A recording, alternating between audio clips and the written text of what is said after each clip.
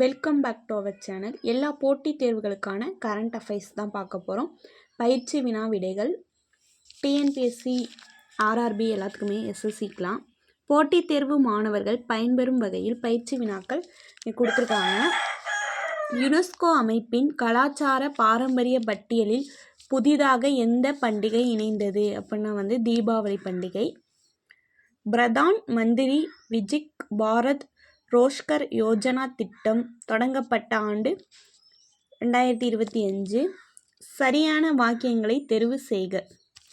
மனித உரிமைகள் நாள் டிசம்பர் 10 அன்று அனுசரிக்கப்படுகிறது.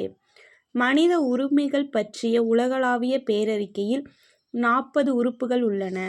1 மட்டும்தான் சரி. சரியான இணையை கண்டறிக. எல்லை கோடுகள். டி ஆன்சர் இஸ்ரேல் காசா மஞ்சள் கோடு.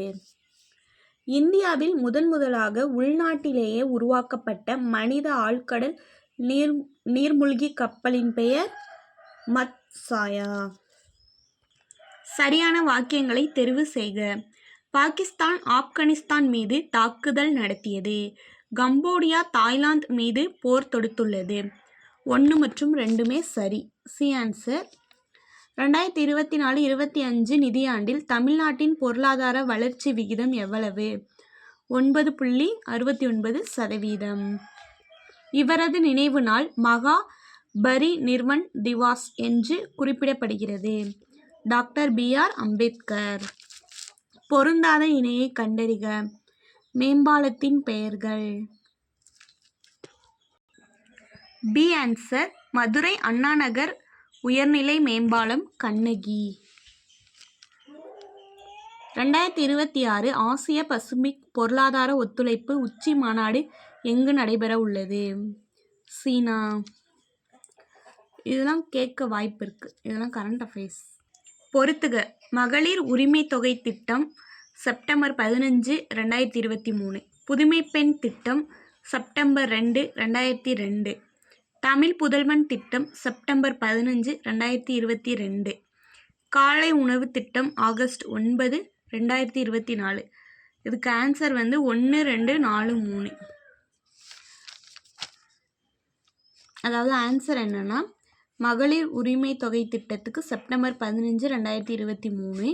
புதுமை பெண் திட்டத்துக்கும் செப்டம்பர் 2, 2022. தமிழ் புதல்வன் திட்டம் ஆகஸ்ட் 9, 2024. காலை உணவு திட்டம் செப்டம்பர் 15, 2022. இந்தியாவின் தற்போதைய முப்படை தளபதியாக இருப்பவர் அனில் சௌகான் ஆவார். பாகிஸ்தானில் தற்போதைய முப்படை தளபதியாக இருப்பவர் அசிம் முனீர் ஆவார். 1ம் 2ம் சரி.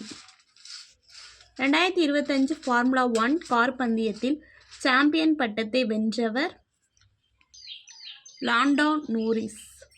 ஏ ஆப்ஷன். 11வது இந்திய சர்வதேச அறிவியல் விழா எங்கு நடைபெற்றது? ஹரியானா.